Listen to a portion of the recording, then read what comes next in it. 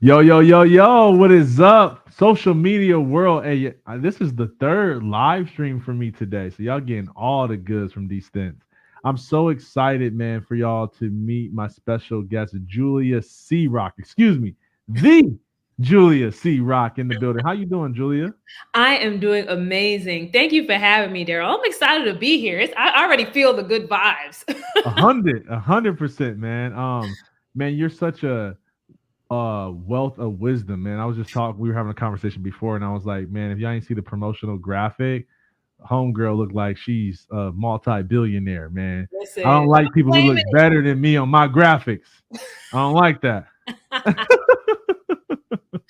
Well, I'm claiming it in Jesus' name. Multi-billionaire, There claiming you it. go. There you go.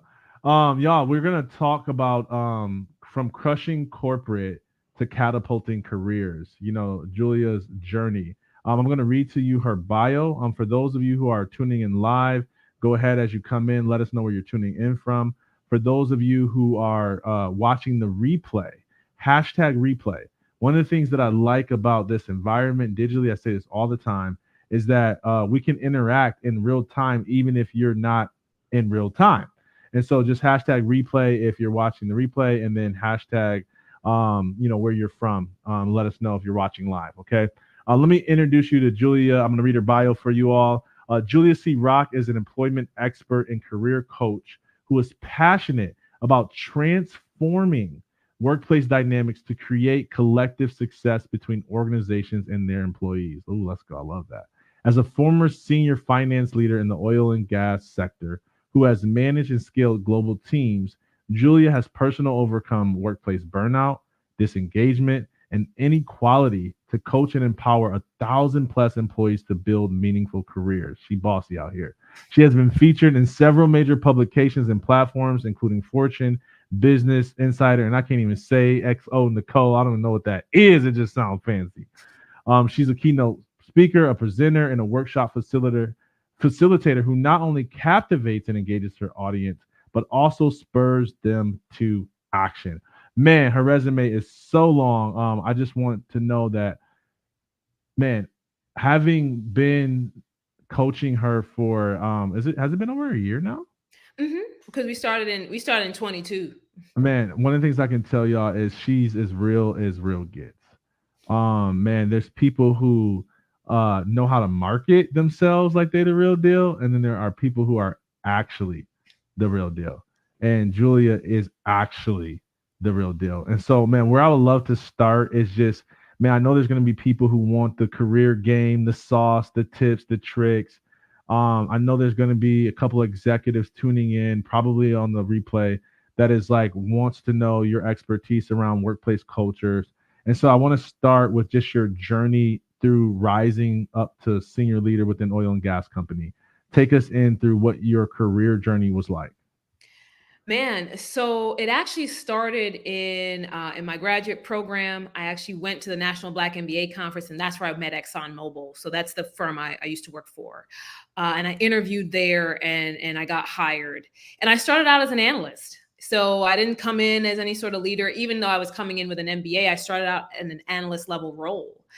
And from there, I took on a number of different assignments where I had to be uncomfortable in some spots. So I took an analyst role, auditor role. I went to a plant, and I made all of these different moves during my career, some better than others, just being fully transparent with you. And then by the time I left the organization earlier this year, I left as a global OpEx manager where I was responsible for over $23 billion for our product solutions business. Oh God! The fact that you can say 23 billion and not just stumble and choke, just can't just throw that out there like it's 2.3, dollars. It ain't $2.30 now. That's crazy. Um, Man, yeah. what And did it feel like? What did it feel like being responsible for so much and having influence in so much? Like, like I'd be so afraid to make a mistake. uh, yeah, especially because it's their operating expenses, right? And so they're trying to keep that stuff real tight. So there's no margin for error there. And what it felt like for me, it was a little bit of a weight because it's just like, man, there's so much here. But I also thought about it in the sense of, man, like we here though. Like this is the Yeah, yeah. kind of the portfolio that you want to be responsible for, that you want your name attached to. So it was kind of that balance between the two. It's like, but oh, we here though. You know what I Mhm, mean? So mhm. that it was definitely a balance. Man, I know in your bio you mentioned a couple of things that you had to overcome in order to rise kind of up to that senior level position. Yeah. What were some of those, you know, key things that you did to gain those opportunities? Because I know people, man, like they experience some microaggression and they check out, they out the game.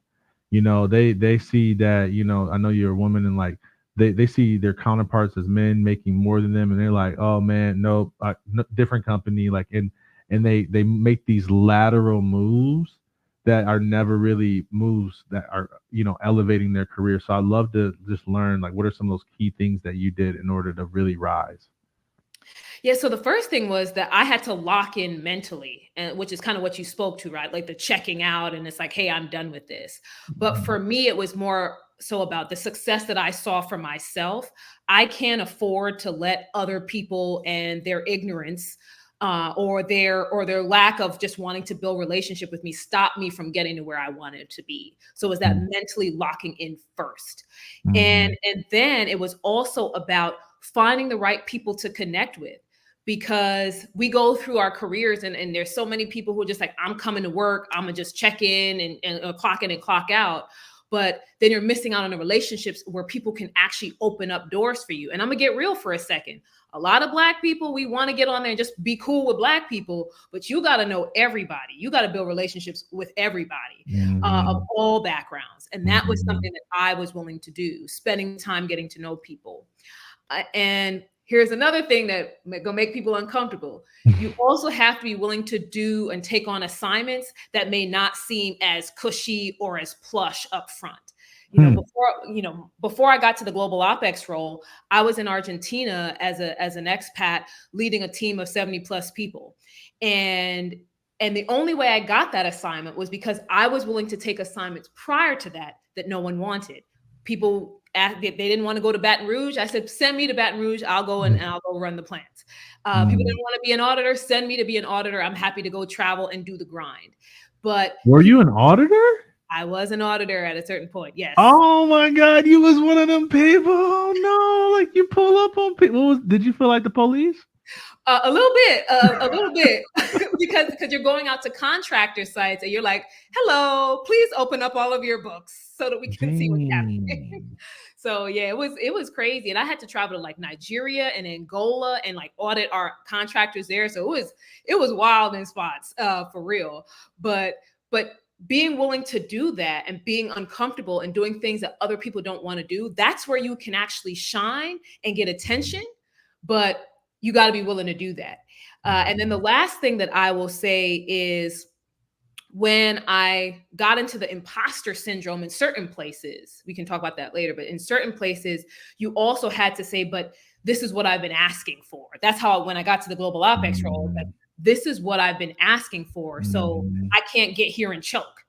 Right. You know what I mean? I get So that. kind of using a sports reference here, but you Mhm. don't get to the championship and choke, right? Like it's Right. like you get here, it's like, now what are you gonna do with the ball when you have it? Don't pull a Jamal Murray. Okay. No. I'm just kidding. I like homie, bro, but my man's his elbow hurt. I'm gonna leave him alone. I'm gonna leave him alone. I'm gonna leave Buddy alone.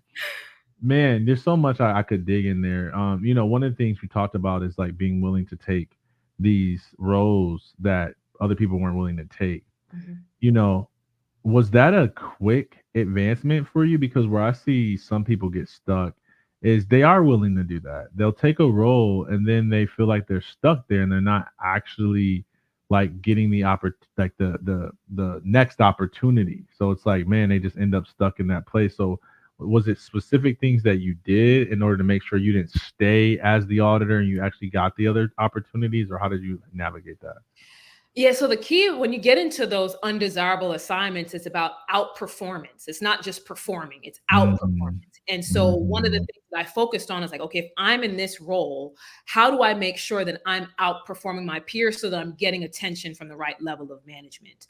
And Mhm. then the second piece is who am I talking to while I'm in that assignment? So while I was in Baton Rouge, I was still talking to people in the Houston office, finding out what's going on. If there were events that were in Houston or conferences or things that I could attend, I would ask my boss, hey, can I go back to the Houston campus for that?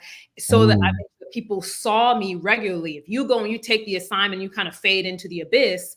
Yes, it's hard to make those moves, but are you Mm. outperforming or are you just kind of doing a job? And are you Mhm. continuing to talk to people who can actually open up doors for you?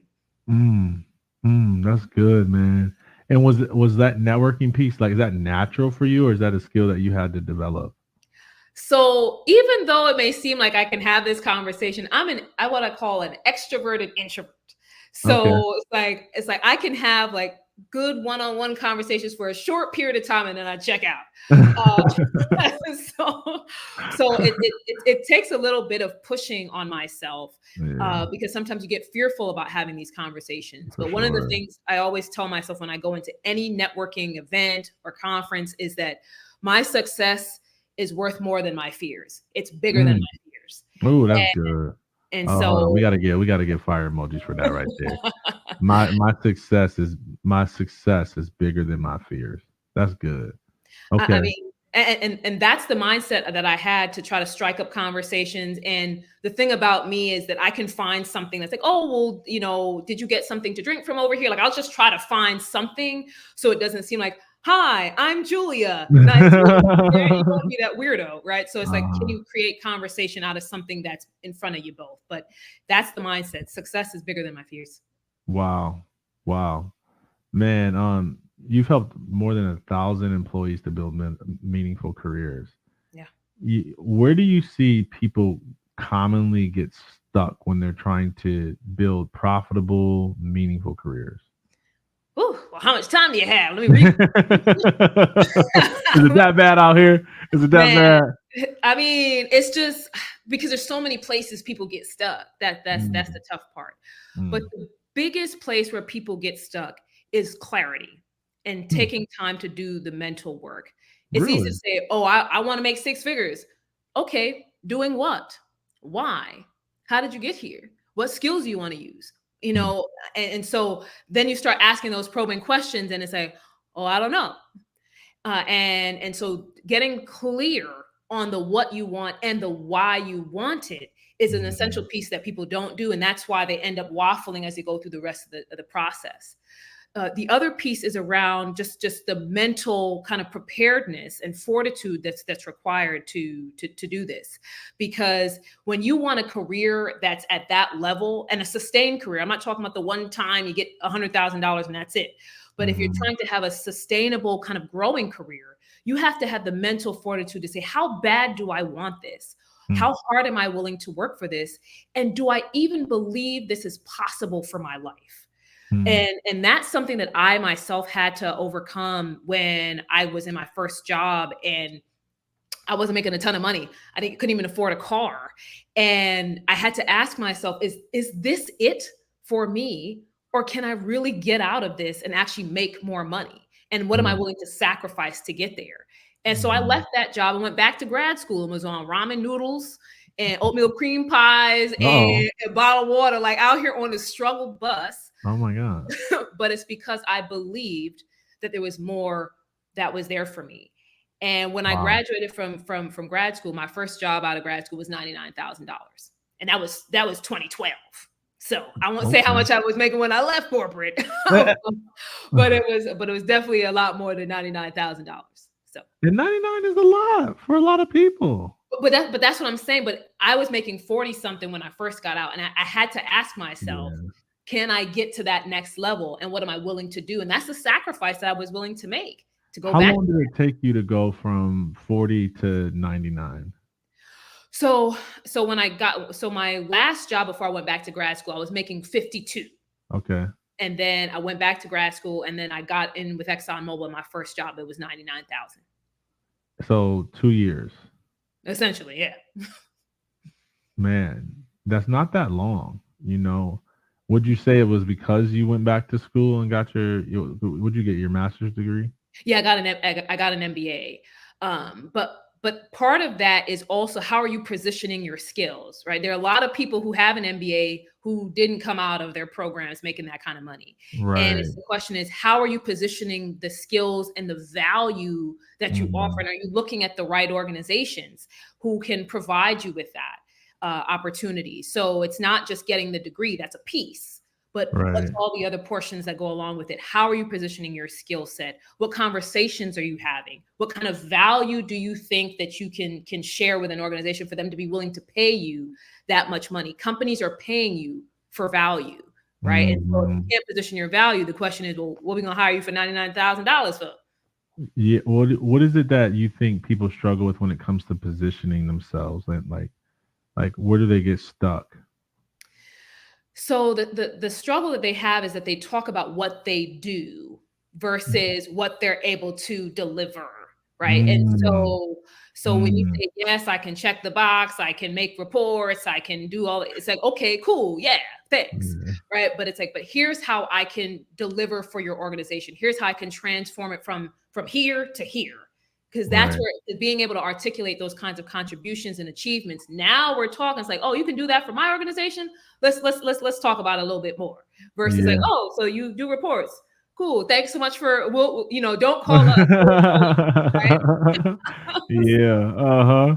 I'm laughing because I remember, so when I got my first opportunity, so I got hurt, and I always tell people I had the right degree, I just didn't have the right experience. Like I was planning on going to the league.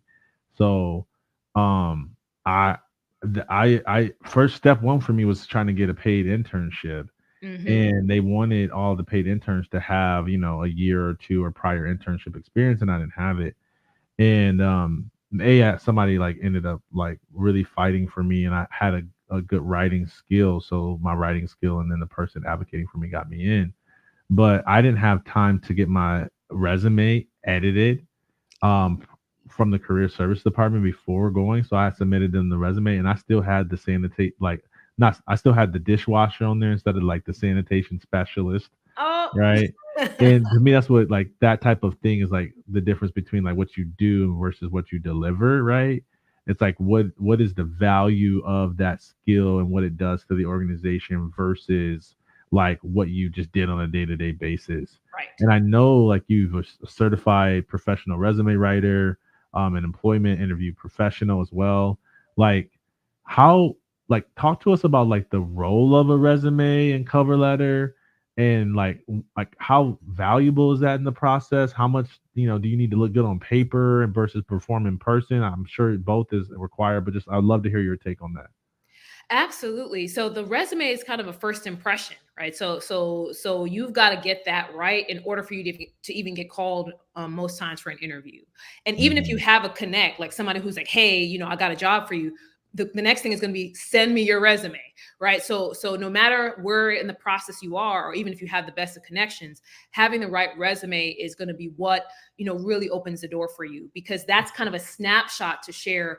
This is my experience. This is what I have delivered, right? Not just what I Right. did, so that it strikes up a conversation. And where people get lost with the resumes, they try to throw everything on there, and Mhm. so they look like a jack of all trades, master of none. And so the best Mhm. resumes are those that are targeted, they're clear, and they speak to how you're going to fit into this particular organization and That's role. good. And That's good. so the same thing goes for the cover letter, right? So the cover letter also needs to be targeted to that organization and quickly highlight the value you offer. And the idea is that you just need the resume to get you the interview.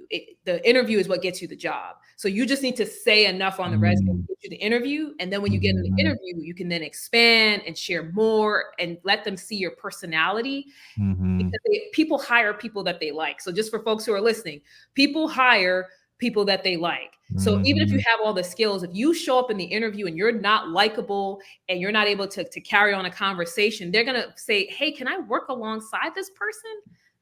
Maybe not for real. Pass." So, Yeah, I know that's right. And so I've been in that seat as a where we were hiring and people look so good on paper. And so we're like, we got to give them an interview. And then you get in person, it's like they're a jerk. Like they don't listen well. Like I wouldn't like working with this person. That's it. Like, and but I feel for people in that seat because it's like it's such high pressure. Like, do you got anything around like dealing with the pressure of like being like, because it's like don't worry about what people say. It's like, no, I got to worry about what they say because I want them to actually like me. So like, what do you tell like some of your clients as you're helping them to build these careers that are profitable and meaningful? Like how do you? What are some of the things you tell them in terms of nailing an interview? Sure. Yeah. The big thing is to think of it like a date. So if you're going out on a date with someone, you want to get to know them, they want to get to know you. It's a two-way street. And so there's Mhm, less pressure because it's not just about whether or not they like you. It's also mhm, about, do you like them? And mhm. so when you walk into the interview, you're twisting yourself into these like, what do I say? Are they gonna like me? And so you're getting all in your head instead of thinking about, I want them to like me, but also I want to know what they can offer me. What are their Right, values? Am I going to get paid? How do they train right. and develop their people? Like, because then that takes some of the pressure off of it, and you can come in with a certain level of confidence because like it's not just about you, fam. It's about me Yeah, too. So 100%. Man, that's good. That's good. So w- we'll start to transition here in a second, but like, what was the idea?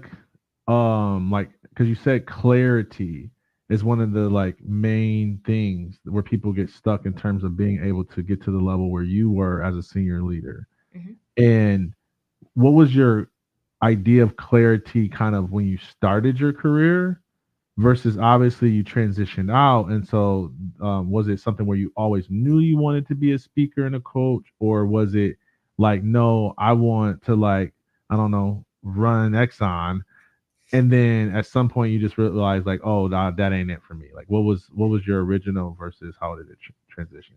Man, so when I first joined Exxon, because I had been doing resumes on the side, but it was always going to be a side thing at the time. Because I felt, hey, I can Hmm. help people, but I'm also ascending in my career because I wanted to be like a CFO type of person. Like back then, I was going to be a CFO, going to be the first Yeah. Black woman CFO.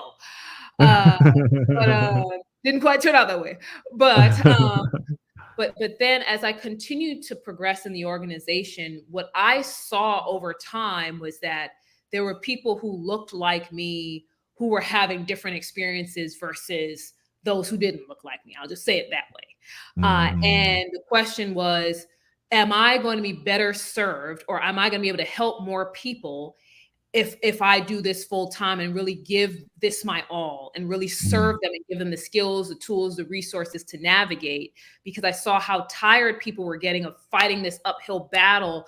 And it's like, man, if you knew, and I tried to mentor as many people as I could within the organization, but I thought about all the people outside who I haven't been able to touch or mentor because I was trying to like half step it and try to do both things. And so it was just Hmm. really kind of mid to late in my time at Exxon, where I just as I got further up the ladder, I saw people who were being left behind, and Hmm. I just, for me, it didn't sit right in my spirit. And then when I went through my own experiences where I was being mistreated and Hmm. berated on a daily basis, and sinking into depression, where I was being harassed and stalked online, where I was being baited and switched Really? in roles, like when I was going through all of those things, I also had to ask myself, I want to help other people, but I also need to help myself.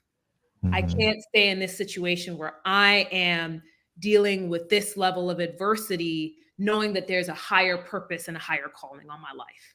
Hmm. Man, is there a story that you have like personally, or like maybe even one of like something you watched happen to another, colleague, or even just another, person of color? Like, is there a story you have that really encapsulates, this adversity that, sometimes people of color have to face in order to advance in their careers? Well, I'm going to ask if you'd be willing to give me time for two. Oh Um, yeah, come on, we got time. We got time. so the first one is about what happened to me. I talk a little bit about this in my TEDx, but I was on a short-term assignment where I got nominated for it, and I had never done it before. It was something I was so like, to be in our Dallas office was a big thing. And so I got this assignment in Dallas, and okay, we're going to do this. We're going to work on this. And I'm paired with a woman who's supposed to be helping me. And she's supposed to be, providing insight and perspective. And when I first met her, she seemed cool. I was like, okay, all right. And then as time went on, it was just like I was getting berated because I didn't know certain things. And she was questioning my abilities. She was just questioning my skills. And it was like I had been at that company for a long time. And to be in a situation where this person can treat you that way. And I'm just like, I know that if I did not look the way that I did, I don't think this conversation would have been the same. And Like, what'd she say to you? Like, well, give me an example. So I went to her for help with something on some numbers we were putting together, and she's like, "This is why you don't have the right skills to be in these jobs." She's like, "You people with the stewardship background, you guys don't have enough skills to be up here." Oh my God, I would have choked her. No, I'm just kidding. I was like, first of all, like, sis, man, like. She gave me a pop quiz one day. Like I was like, we do pop quiz. I'm not even kidding. She's like, well, just sit there and figure it out then. I was Is just that like, allowed? No.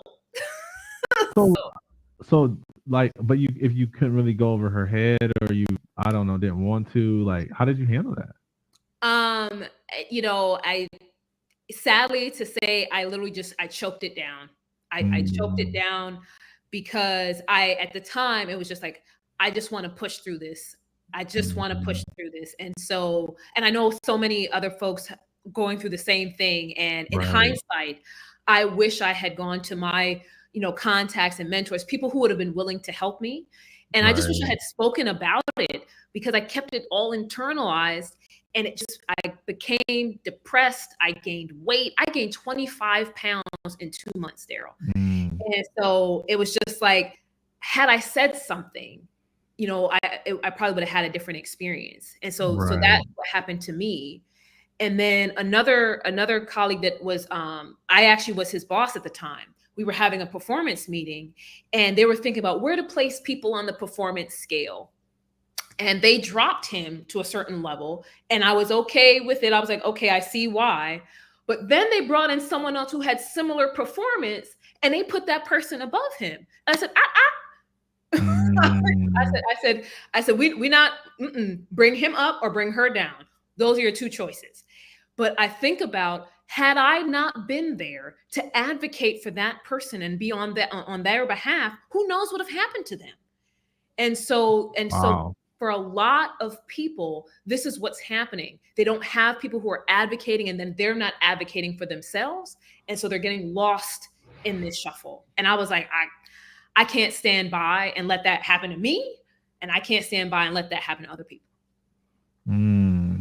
That's interesting. So is that where your heart for workplace culture kind of comes from? Is like environments like that, to have like advocates within the culture? Absolutely. Because when you look at organizations, you have people that are concerned with their own growth and development, as we all should to a certain extent. But when you get into a leadership role, it isn't just about you. It's about the people that are coming in and are working for you, the people who are actually cranking out the widgets, the people who are making the machine go. And what I'm seeing in so many organizations, that the leaders, they have a vision and they're going to run off with their vision, and the employees either need to get on board or don't, and they don't have any say. They can't really advocate for themselves. And it's like, workplace cultures can't be that way if they're meant to be successful. One, people will leave the organization, which hits the bottom line for the company. And then for the individual, that impacts how their mental health, potentially their physical health, their productivity. The list just goes on and on. Man, that's so good. That's so good. There's so much we could say there. What do you think organizations can do to make a more inviting, welcoming, equal workplace? Well, I'll say one thing that they shouldn't do is try to placate people with the pizza parties and the fake team building. Because I mean, I'm like, if I go to one more of these fake team building events, like, look, we ain't gonna build nothing. Not the Okay. fake team. Not the fake team. But what they really can focus on is actually listening to their people. That is the biggest thing that I see in organizations, is that they don't actually listen. They hear what employees are saying, but they're not actually listening. And so they're not doing anything with the information that they're being provided. And so employees feel like, Why? well, because if they were actually to do what employees are saying, they may have to cut into a little bit more of the money up front, because that means they would have to potentially pay people more. They may have to give people Mm, more flexibility, and they want to keep the machine running in a certain way. mm, Also, you just have people who say, this is the way that it's always been done. Get over it. I had to deal with it, so just get over it. So mm, there's a lot of different reasons that they don't. And also, some organizations, they look at their peers, and if it's like, hey, if my peer competition isn't doing it, I'm not going to do it. And mm. so it's you see a lot of following in the various industries. Like, okay, I'm gonna wait to see if so and so. Okay, all right, cool. I mean, we had that happen in 2020 with what happened with George Floyd. There were companies who were waiting to put out the black squares on Instagram, and then they saw Right. other people doing it. It's like, all right. Right, right. So so And I know that because my background's in PR, so a lot of that's PR. right. Uh-huh. So Oh, wow. there's a lot of reasons where, listening to your employees, it may ask more of you as an organization that you may not be willing to give, and companies just need to admit that. Yeah, I totally agree with you. Man, that's a lot, you know. Do and I know you don't know every organization on the planet, but do you feel like who do you feel is doing a good job? Like who do you feel is getting it right? And like what's a culture that maybe some organizations can start to like study and model? Do you have anything that comes to mind? Let me think about some of the ones that I have seen do well. I think there was a time where Microsoft was one of those, for sure. Microsoft, because I know that some of the tech firms have gotten a bad rap in kind of recent years due to some of the overhiring and whatever the case is. But I know that Microsoft, especially, so I have some friends who are in HR there, where they were able to be heard and really try to change what was happening in the organization. So that's one of the established firms. And then what I will also say is that there are a lot of startups now that are trying to start on the ground floor with Mhm. creating good cultures. The problem with some of the other organizations is that if you're established, it's kind of like trying to turn the Titanic, right? It's a big ship that you're trying to shift. But for a startup, many of them are looking at, well, how do we get this right on the ground floor as we're trying to raise capital and so forth, and that you can attract the right level of worker so the company can grow quickly and scale. And then if you want to sell it off later, fine. But there many of these organizations are also looking, early on in the process. But yeah, if I think about one off the top of my head, I know Microsoft was one that got some high marks early on. Mm, so good. Okay, walk us through your transition out of that environment. Man, what was that like for you? And of course, y'all, like one of the things we obviously want to highlight is the fact that she produced a TED Talk with 28,000 views. So like, what was that journey like from like, man, I'm rising, I'm at a really good spot, I'm making really good money, I got influence, affluence, but I'm feeling called to do something different. What was that like for you? Well, so it's funny because you and I started working together. I guess it was 22, and that's when I had been in Argentina for about a year, and that's when I was dealing with some of the challenges with some of the stalking online and some of that kind of thing, and I was beginning to kind of ask myself, what am I doing with myself? What am I doing with my career? And even though I felt like I had influence in my role, I was beginning to question what I was doing. And then you and I started to work together, and I remember that kind of early on, it was like, well, you seem like you're good, and I'm just like, I don't know. And I think you were like, I don't know either. And so, we came back together, and being able to because the TEDx was a part of it, but actually just going through the mental work of trying to get to the talk and having to unpack some of that, that's where I really started to say, okay, is this something that I really can do and do soon? Right. Because it was always like, yeah, maybe in the future, this is something I can transition to. But it was really when I started to do that mental work and kind of unpacking what I was experiencing as I was writing my talk. Mm-hmm. That's really where it started for me. I was like, wait a minute, is this something that I could do?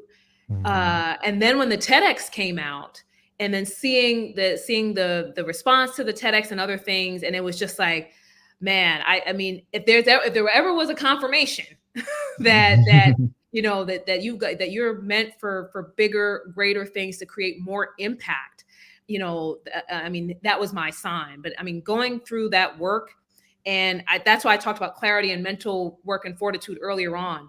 You've Right. got to take that time, because had I not done that, I might still be at work right now making Mm. spreadsheets and presentations. You know what I Oh mean? Lord, no. Listen. We are trying to move on and move up, Lord. Mm-hmm. Man. Um, I think it's courageous, man, because it's one thing to just like I see a lot of people leave their job and go into speaking, but they're usually making like 60K. You know what I mean? Like, but to be at where you were and to make the jump, like what compelled you? Uh, two things was just when you feel purpose weighing on your shoulders physically, it's hard to ignore it. Mm, It's one thing to talk about purpose, like, yeah, God's calling me to do things. That's one thing. But when you mhm, feel it physically, it's almost like a weight on your shoulders. Like if mhm, I stay stuck, it's gonna crush me into the ground. mhm, And so that was the first thing. And then it was also, as we were working through the program, and I realized that there is more I could do. There are more people I could serve. There's a greater impact I could have if I had more capacity. mhm. That I was just like, I'm like, you got to make a choice. And it was hard because, like, man, we giving up the salary, the benefits, the healthcare, Oh, the healthcare. the healthcare, Um, man. It's like missing that $35 copay. But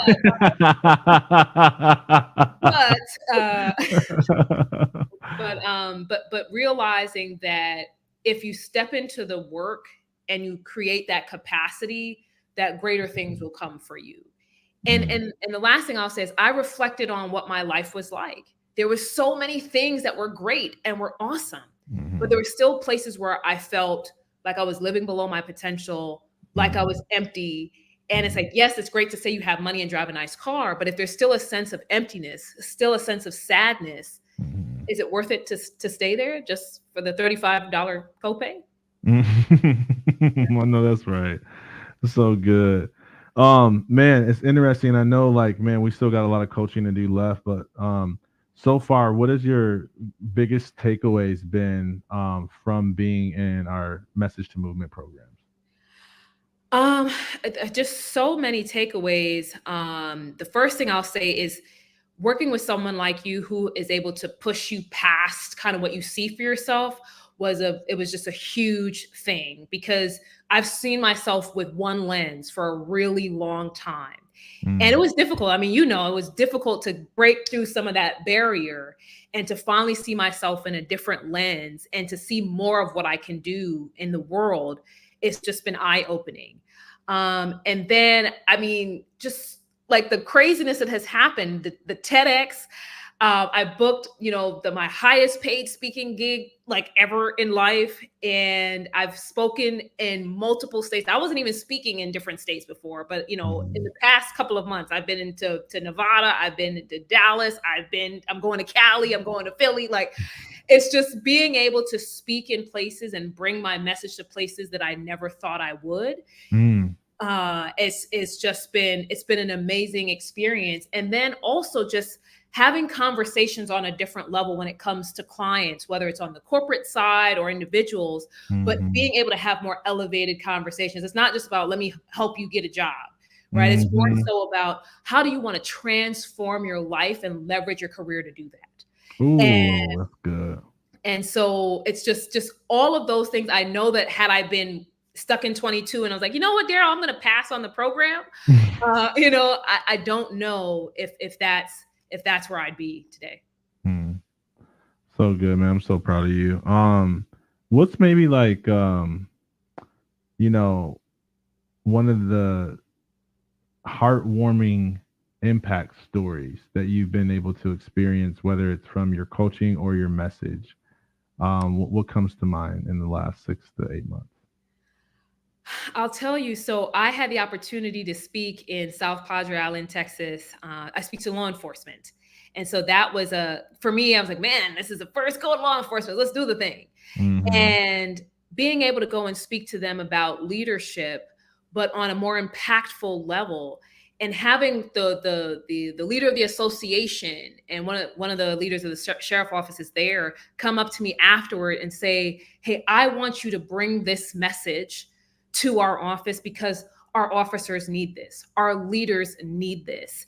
And we talked about the experiences of patrolling in communities where the residents don't look like the law enforcement officers that are there, and how that can cause odds in the community, and how he thought my message could help to change things for his officers and making them more compassionate in their neighborhoods. Mm-hmm. And so I'm like, for me, that's bigger than anything I would ever say that I could do in corporate, right? It's the fact that you're creating impact for how law enforcement treats their residents. And in our society of social justice and all the issues that we're having, to be able to see like I can actually have that impact.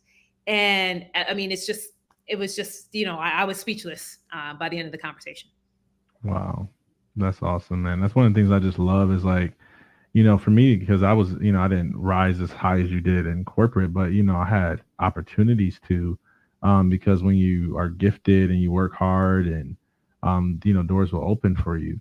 Mhm. And I had a perception of like the people I was going to speak to, and I said all the language, right? Like, like I said all the like I want to impact people with my story, and I want to like I said that, but when I actually got into doing it, I had no idea the Mhm. people that my story would impact and the lives that I'd be able to touch with my message and my expertise. And so like, man, I guess kind of as we close out here, obviously we're gonna let people know how to get a hold of you. But like what what are you most passionate about now that you have the freedom to help whoever you want? Now that the world is just at this, your fingertips, what are you most passionate about in this season? Well, I'll say I'm passionate about two things. One is leadership and helping transform corporate leadership, because leaders make or break an organization. They make or break people's livelihoods, which impact their families and their communities. And so, if we're able to transform leadership and helping them to know how to create stronger cultures, healthier cultures, more equal cultures, we're gonna create just a ripple effect in the communities that we have. And then on the other side, it's about the individuals that I serve, the professionals, the athletes, letting them know how much more is available for them, because we only see ourselves sometimes just rising to here, and we Mhm, need to know that we can get up here and just mhm, outside of my little box. I can get outside of my little box here. And if I have the opportunity to show them and give them the strategies and the tools for them to get to that next level, like that's what I'm most passionate about. Because when you feel good in your career, it permeates every other area of your life. mhm. Everything else, how you treat your family, if you're able to travel, can you take care of your mama when she's sick? Can you donate to the church building fund? Whatever is important in your life, having the right career and the right income associated with that, you will be able to serve those things from a higher capacity. Mm, mm, mm, mm. Man, that's so good. Man, that's so good. Y'all, you can tell she's a wealth of wisdom. Julia, let people know how they can get a hold of you. Absolutely. So first you can visit my website, www.rockcareer.com. You can also follow me on social media at the Julia Rock. I'm everywhere on Twitter or X now, Instagram, all the platforms. That's or if you want to send me a direct email, hello@rockcareer.com. Y'all, you heard it from the woman herself, man. From crushing corporate to catapulting career. So if you are someone that is really looking to advance your career in a meaningful way, if you have some ideas but you need more clarity and some strategy on where the opportunities are, we didn't even get into that today. That would have been so great. Maybe for next time we'll get into where some of those opportunities are. I was shocked to hear that there were so many high paying jobs out there that wasn't requiring me to be a software engineer. And so anyways, that you reach out to Julia, connect with her. And then of course, man, if you're looking for speakers, man, I highly recommend, she's amazing. She came out and to one of our events and made me cry. And it Oh, is hard to make me cry, because I just, I'm always in coach mode. So I'll be ready to like do this, do this, do this. Go deeper. And she absolutely crushed it. And I said, man, you have to get your message to more people. So if you're watching this and you need support on leadership development, on shaping a workplace culture that is attractive to employees and healthy, that brings out their best productivity and performance, reach out to Julia. I'll put her website one more time here, rockcareer.com. And y'all, appreciate you for tuning in. I want to thank, man, Cindy and Robert and Tatiana and Derek and Dr. Lamb and Jeff and Nick and some of y'all got to fix your handles because I can't even read what your name actually is. But man, wanted to thank everybody for joining. And again, if you're watching this replay, hashtag replay, let us know what your biggest takeaways was today. We talked about a lot. Everything from how to advance your career, to how to deal with some microaggressions and things like that, to transition into your calling. And so, man, if anything resonated, if you took some nuggets, let us know what you're taking away from today's stream. We would love to engage with you. Until next time, y'all, just go out there, live your best life, walk in your calling, man. Never let comfort or convenience keep you from walking powerfully in your calling. Take care.